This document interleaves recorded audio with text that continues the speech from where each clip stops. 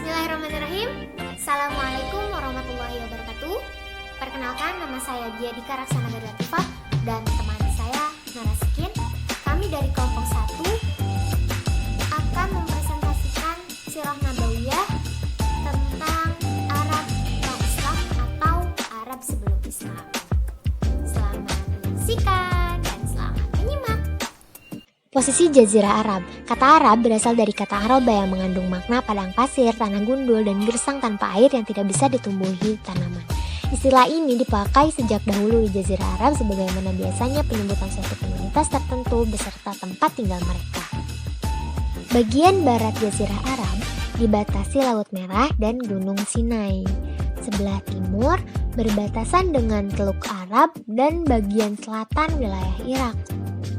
Sebelah selatan berbatasan dengan Laut Arab yang membentang sampai ke Laut India.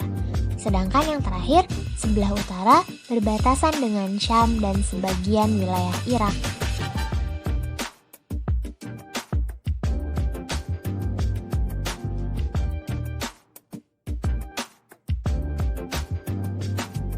Peradaban bangsa Arab sebelum Islam. Seperti yang kita ketahui bahwa Islam adalah agama yang paling sempurna. Seperti dalam perkataan H.A.R. Gibb dalam bukunya yaitu Wither Islam, dia menyebutkan bahwa Islam is indeed much more than a system of theology, it is a complete civilization. Yang artinya, Islam sesungguhnya lebih dari sekedar sebuah agama. Ia adalah suatu peradaban yang sempurna. Sebelum kedatangan Islam, bangsa Arab sudah memiliki peradaban tersendiri. Yang pertama, pada awalnya, bangsa Arab Quraisy telah mengikuti dan meyakini ajaran agama Nabi Ibrahim dan Nabi Ismail, yaitu agama Hanifiyah. Hanif artinya benar dan lurus. Karena itu, sejak dulu, ajaran Tauhid sudah mengakar di hati masyarakat Arab. Pembauran dan pergaulan dengan bangsa lain memengaruhi keadaan mereka. Tetapi, seiring berjalannya waktu, ajaran tersebut mengalami perubahan, penambahan, dan pengurangan yang dilakukan oleh para pengikutnya yang tidak bertanggung jawab. Kemudian muncul berbagai ajaran yang meragukan dan akhirnya jatuh menjadi penyembah berhala yang dibawa oleh Amr bin Lu'ay al-Khuzai. Pada masa jahiliyah, orang Arab Quraisy banyak yang menyembah berhala atau patung-patung yang mereka buat sendiri dari batu, kayu, dan logam. Menurut Ibnu Kalbi, yang menyebabkan bangsa Arab menyembah berhala dan batu ialah barang siapa yang meninggalkan kota Mekah harus membawa batu yang diambil dari batu-batu yang ada di tanah haram atau di Ka'bah. Hal itu mereka lakukan dengan maksud untuk menghormati tanah haram dan untuk memperlihatkan cinta mereka terhadap kota Mekah. Kemudian setiap persinggahan mereka meletakkan batu itu dan bertawaf mengelilinginya seperti mengelilingi Ka'bah. Proses ini berlangsung terus-menerus dan akhirnya mereka menyembah apa yang mereka sukai dan apa yang mereka yakini. Kemudian bangsa Arab mulai menyembah berhala ketika Ka'bah berada di bawah kekuasaan Jurhum, pasukan yang dipimpin oleh Amr bin Lu'ay al-Khuzai dari keturunan Khuza'ah datang ke Mekah dan berhasil mengalahkan Jurhum. Kemudian Amr bin Lu'ay al-Khuzai ini meletakkan sebuah berhala besar yang bernama Hubal yang terbuat dari batu akik berwarna merah berbentuk patung manusia yang ditempatkan di sisi Ka'bah. Kemudian ia menyeru kepada penduduk Hijaz supaya menyembah berhala itu. Selain itu, banyak lagi berhala-berhala yang lain seperti Al-Lata, tempatnya itu di Taif. Menurut Sakif atau penduduk Taif, Al-Lata ini adalah berhala yang paling tua. Kemudian yang kedua itu Al-Uzza, tempatnya di Hejaz. Kedudukannya adalah sesudah Hubal. Kemudian yang terakhir, Manat, tempatnya di dekat kota Madinah. Manat ini dimuliakan oleh penduduk Yasrib. Nah, ini adalah Al-Uzza, Hubal, Lata, dan Manat. Kemudian selanjutnya ada pemujaan yang dianut oleh bangsa Arab sebelum datangnya Islam, Yang pertama adalah menyembah malaikat. Di antara bangsa Arab ada yang menyembah berhala dan menuhankan malaikat. Di kota Mekah ada sebagian bangsa Arab yang menganggap bahwa malaikat itu adalah putra-putri Tuhan. Kemudian yang kedua, menyembah jin, ruh, dan hantu. Sebagian bangsa Arab yang menyembah hantu, jin, dan ruh-ruh leluhur mereka atau menganggap batu-batu sebagai makhluk yang terhormat.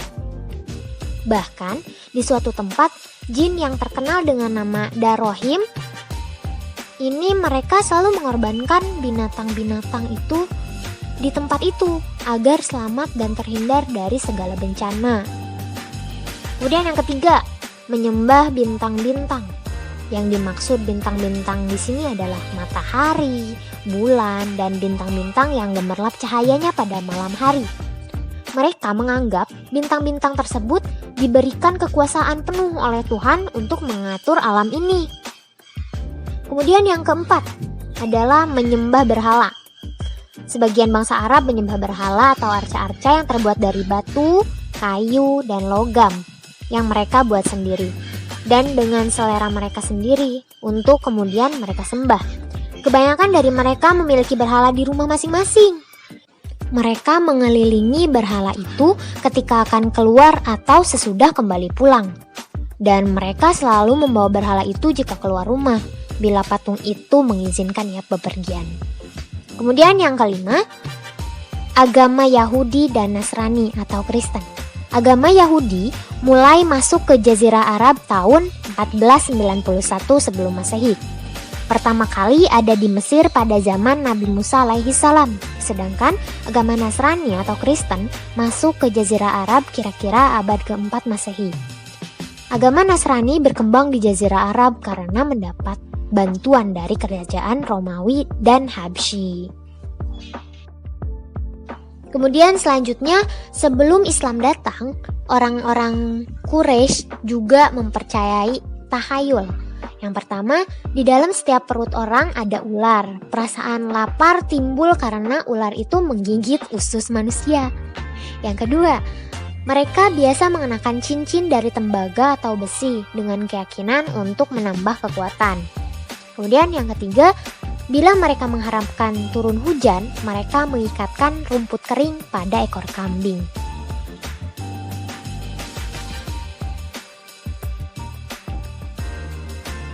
Kemudian selanjutnya keadaan sosial masyarakat Quraisy sebelum Islam. Yang pertama, keadaan ekonominya. Masyarakat Baduy, mereka hidupnya tidak menetap atau nomaden. Mereka tinggal di pedalaman, mata pencaharian mereka adalah beternak dan bercocok tanam. Mereka berpindah-pindah dari satu lembah ke lembah yang lain, mencari rumput untuk hewan ternaknya. Bidang pertanian dikerjakan oleh suku-suku yang bertempat tinggal di daerah subur, terutama mereka yang mendiami daerah subur di sekitar oase seperti Thaif. Di tempat ini mereka menanam buah-buahan dan sayur-sayuran. Yang kedua ada Ahlul Hadar.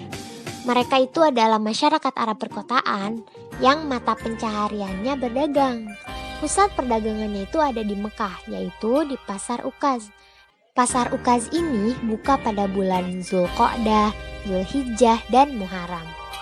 Selanjutnya ada pengembangan ilmu pengetahuan. Di antara ilmu pengetahuan yang mereka kembangkan adalah ilmu astronomi yang ditemukan oleh orang-orang Babilonia. Mereka ini pindah ke negeri Arab pada waktu negara mereka diserang oleh bangsa Persia. Dari mereka inilah bangsa Arab belajar banyak ilmu astronomi. Kemudian tata sosial. Tata sosial bangsa Arab sebelum Islam terkenal pemberani di dalam membela pendirian. Mereka tidak mau mengubah pendirian serta tata cara hidup yang sudah menjadi kebiasaannya. Dia tidak mau mengalah, namun ada sisi kebiasaan yang baik, yaitu suka menghormati dan memuliakan tamu. Seperti yang kita ketahui bahwa pada zaman ini disebut masa jahiliyah atau sering diartikan sebagai masa kebodohan. Bodoh di sini bukan berarti bodoh dalam ilmu pengetahuan, akan tetapi bodoh karena tidak mau mengikuti kebenaran. Mereka masih suka berjudi, minum minuman keras yang dilakukan secara bersama-sama, bahkan tidak jarang mereka merampok sehingga sering menimbulkan peperangan antar suku. Yang lebih buruk lagi moralnya adalah adanya suku Arab yang mengubur bayi perempuan mereka secara hidup-hidup. Nah, yang terakhir ada bidang bahasa dan seni bahasa. Orang-orang Arab pada masa pra-Islam sangat maju. Bahasa mereka sangat indah dan kaya raya. Banyak sekali karya-karya yang muncul pada masa ini, seperti syair-syair dan pidato-pidato. Dunia sebelum Islam didominasi kezaliman dan kesesatan. Sebelum Islam ada, dunia ini dipenuhi dengan kezaliman, diwarnai dengan berbagai kerusakan, dan tenggelam dalam berbagai kesesatan. Yang pertama ada kezaliman politik. Kekuasaan pada masa ini dimonopoli oleh komunitas tertentu di antara mereka. Komunitas ini senang memaksakan kehendaknya kepada rakyat tanpa memberikan hak kepada siapapun untuk mengemukakan pendapat dalam menyusun program dan cara kerja penguasa. Keadaan ini terjadi kepada negara Romawi, Persia, dan di negara-negara yang ada pada saat itu. Kemudian yang kedua, kezaliman sosial. Selain kelas sosial tertentu yang dapat menjadi pemimpin di suatu masyarakat, di Romawi juga masyarakat dibagi menjadi dua kelas sosial, yaitu tuan dan hamba, bangsawan dan rakyat jelata. Sehingga di negara Romawi ada dua jenis undang-undang. Undang-undang untuk kalangan bangsawan disebut dengan Undang-Undang Romawi, sedangkan undang-undang untuk kolonial dan rakyat disebut dengan Undang-Undang Proletariat. Masyarakat-masyarakat yang ada sebelum datangnya misi kenabian Rasulullah SAW, mereka telah kehilangan ikatan antara individu-individunya. Yang ada hanyalah ikatan kesukuan yang tegak di atas ashabiyah atau fanatisme jahiliyah. Kemudian kezaliman ekonomi. Karena kerakusan mereka, akhirnya para penguasa lebih bersemangat untuk bertransaksi bisnis secara riba. Bahkan, pemberian pinjaman dengan cara riba yang berlipat ganda telah menjadi adat istiadat, sehingga tidak ada seorang pun yang mengingkarinya. Kemudian yang terakhir ada kesesatan-kesesatan akidah dan pemikiran. Pemikiran pada masa sebelum Islam sampai pada tingkat pemahaman substansi yang terbalik, sehingga mereka berpikir bahwa kezaliman merupakan sarana terbaik untuk menjaga kebenaran. Seperti syair mereka yang berbunyi, "Gunakan kamu punya senjata jika kamu tidak ingin binasa. Berbuatlah zolim kepada manusia sebelum manusia menzolimi kita." Sekian dari kami, mohon maaf apabila terdapat banyak kesalahan dalam penyampaian. Ditutup saja dengan doa, Rabbana atina fid dunya hasanah wa fil akhirati hasanah wa qina adzabannar. Assalamualaikum warahmatullahi wabarakatuh.